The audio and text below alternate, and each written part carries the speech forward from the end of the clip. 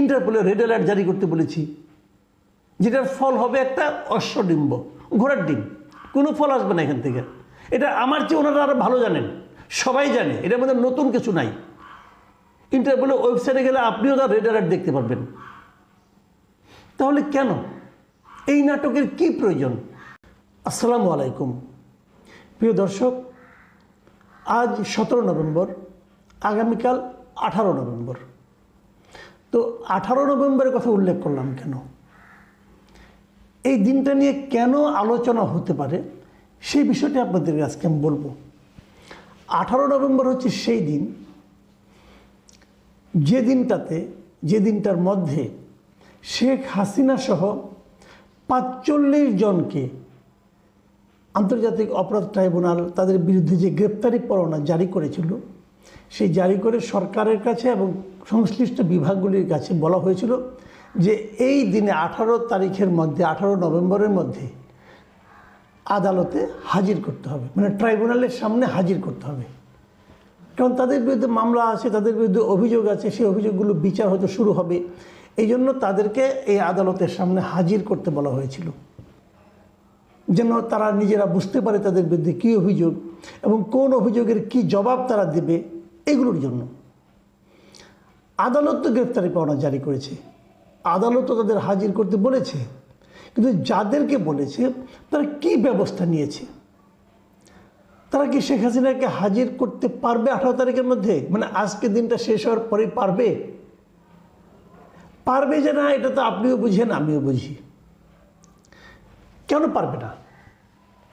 তারও চেয়ে বড় প্রশ্ন, তারা কি শেখ হাসিনাকে আন্তর্জাতিক অপরাধ ট্রাইব্যুনালের সামনে 18 নভেম্বরের মধ্যে হাজির করার জন্য প্রাণান্তকর কোনো চেষ্টা করেছে?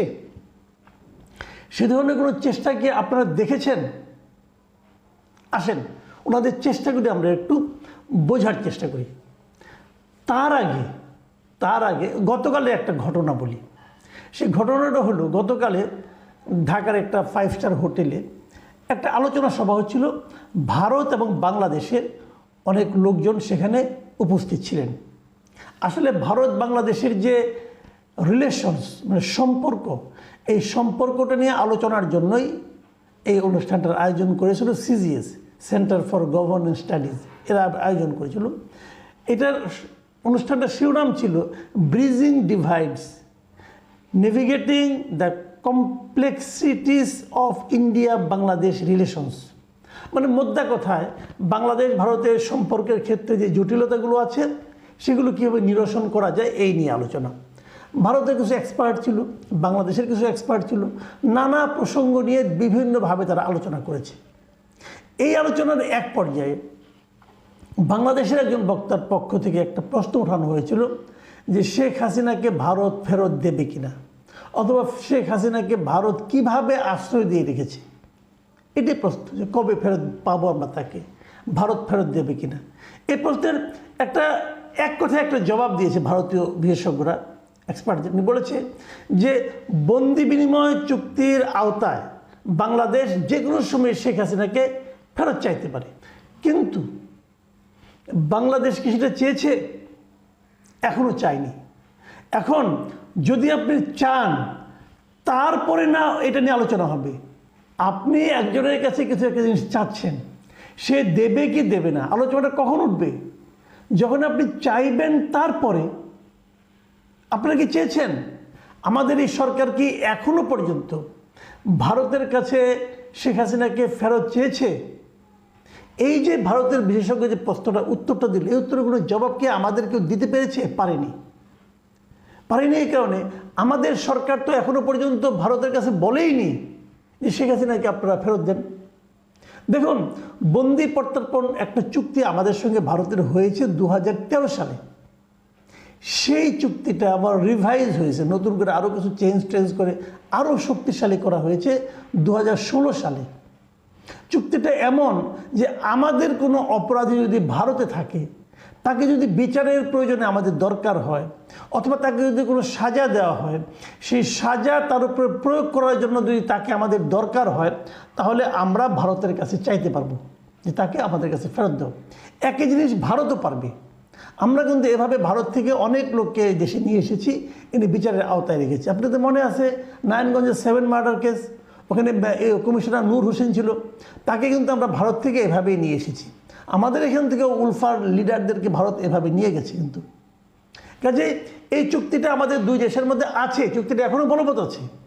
যতদিন এই চুক্তিটা বলবৎ আছে, আমরা তো ভারতের কাছে চাইতে পারি যে আমাদের একজন অপরাধী অথবা আমাদের একজন মামলার আসামি তোমার দেশে আছে, তাকে আমাদের আদালতের সম্মুখে হাজির করতে হবে, তোমরা তাকে ফেরত দাও। চাওয়ার পর ভারত কি বলে না বলে তার উপর তো আমার প্রতিক্রিয়া। কিন্তু আমার সরকার এখন পর্যন্ত সেরকম কিছু চাচ্ছে না। কেন? সরকার একটা কাজ করেছে। সরকার মানে কি, এই ট্রাইব্যুনালের যিনি চিফ প্রসিকিউটর উনি বলেছেন যে আমরা শেখ হাসিনাকে আনার জন্য ইন্টারপোলকে জানিয়েছি এবং ইন্টারপোলকে বলেছি তাদের যে রেড কর্নার নোটিশ আছে সেখানে যেন শেখ হাসিনার জন্য তারা একটা নোটিশ জারি করে, রেড অ্যালার্ট যেটাকে বলি আমরা, রেড অ্যালার্ট জারি করতে বলেছি আমরা। আচ্ছা, এখন আমরা একটু বোঝার চেষ্টা করি ইন্টারপোলের রেড অ্যালার্ট জিনিসটা কি। এটার মাধ্যমে কি শেখ হাসিনাকে আমরা আনতে পারবো দেশে? রেড অ্যালার্টটা কি শোনার ভাই, একটা আন্তর্জাতিক ইন্টারপোল যেটা আছে, ইন্টারপোলের আন্তর্জাতিক সংস্থা, তাদেরকে আমরা জানাবো যে এই লোকটাকে আছে, আপনাদের একটা ওয়েবসাইট আছে, ওয়েবসাইটের মধ্যে এটা বলা হয় রেড কর্নার নোটিশ জারি করা আর কি, সেখানে এই নামটা আপনারা ঢুকান। দেখেন ইন্টারপোলের কাছে সারা দুনিয়ার এখন পর্যন্ত কতজন লোকের নামে রেড অ্যালার্ট জারি করার কথা বলা হয়েছে আপনারা ধারণা করতে পারেন? 666 জনের নামে সারা দুনিয়ায় রেড অ্যালার্ট জারি করা হয়েছে ইন্টারপোলের, তারা এটা প্রকাশ করেছে। তার মধ্যে ভারতেরই আছে 209 জন, আর আমাদের বাংলাদেশের আছে এখন পর্যন্ত 64 জন। এই 64 জনের মধ্যে একজন মৃত্যুদণ্ডপ্রাপ্ত আসামিও আছে, তাকে এই ট্রাইব্যুনালে মৃত্যুদণ্ড দিয়েছিল 71 মানবতা বিরোধী অপরাধের দায়ে। তাকে আমরা আনতে পেরেছি? এখনও কিন্তু পারিনি। আচ্ছা ঠিক আছে, আসলে রেড অ্যালার্ট জিনিসটা কি সেটা আরেকটু বলি। রেড অ্যালার্টের অর্থ হলো যে অমুক লোক, তাকে আমাদের দরকার, তার বিরুদ্ধে মামলা আছে, ওয়ারেন্ট আছে, অথবা সে আসামি, তার বিরুদ্ধে রায় আছে, সেটা বাস্তবায়নের জন্য আপনারা ওই লোকটাকে আমাদেরকে খুঁজে পাঠান। এই প্রথমত তারা খুঁজবে লোকটা কোথায় আছে, খুঁজে তারা পাঠাবে আমাদেরকে। তো হাসিনাকে খোঁজার কি আছে? আচ্ছা, আমি রেড অ্যালার্টের আরেকটা ঘটনা যেটা বলতে নিয়েছিলাম সেটা একটু বলেই নেই।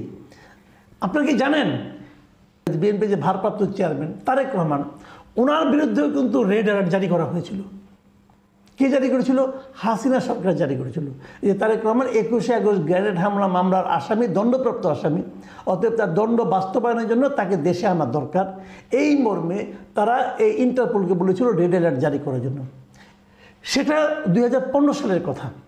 জারি করার পর তারপরে তারেক রহমানের যারা আইনজীবী আছে তারা এটা নিয়ে লড়াই করেছে যে ওনার বিরুদ্ধে রেড অ্যালার্ট জারি করা যেতে পারে না।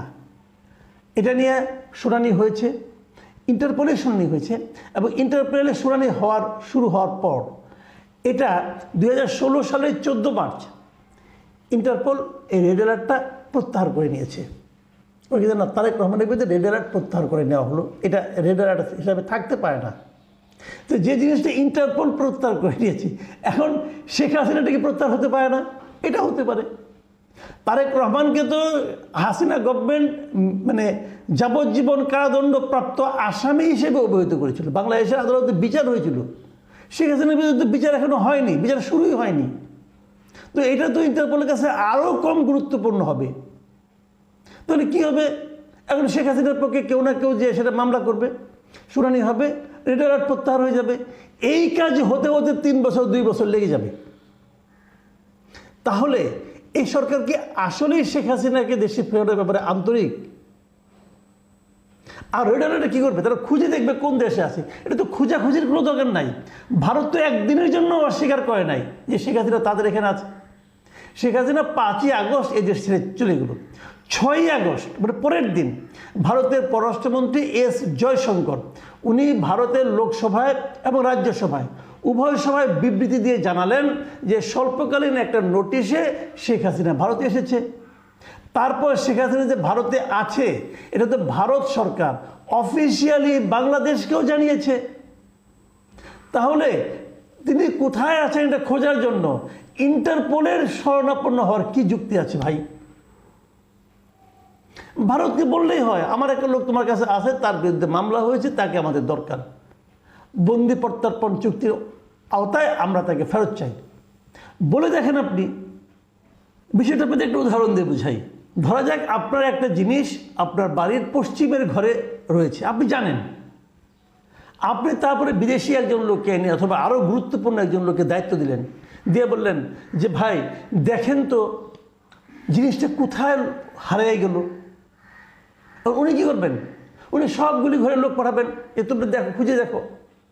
তো আপনি উত্তর দক্ষিণ পূর্ব সমস্ত ঘরে খুঁজে এক সময় যে পশ্চিমের ঘরে উনি জানতে পারবেন। জানতে পারলে কেউ না আনতে পারবেন, কারণ ওই ঘরে তো একজন মালিক আছে, সে তো বলবে আমার ঘর থেকে এই জিনিস আমি নিতে দেবো না। তখন সে কী করবে? সে খুঁজে বের করলো, আনতে কি পারবে? আনতে হলে তো ওই ঘরের মালিককে বলতে হবে আপনার ঘরে আমার জিনিসটা আছে, দিয়ে দেন। তাহলে আপনারা কেন একজন ইন্টারপোলকে এনে নিয়োগ করছেন যেটা আপনি জানেন কোথায় আছে? ওখানে বললেই তো হয়, ভাই হাসিনাকে দিয়ে দেন, এই মহিলা এতগুলি খুনের আসামি, তাকে আমরা বিচার করতে চাই। তো তাকে না বলে এদিক ওদিক ছোটাছুটি কেন করছেন? এই নাটকটা কেন করছে এই সরকার? আমি বুঝি না, আমার কাছে এটা ক্লিয়ার না। আমার একটা জিনিস মনে হয় এটা এমনও হতে পারে। এমনটা কি হতে পারে? ওনারা বোধহয় আসলে হাসিনাকে আনতেই চান না।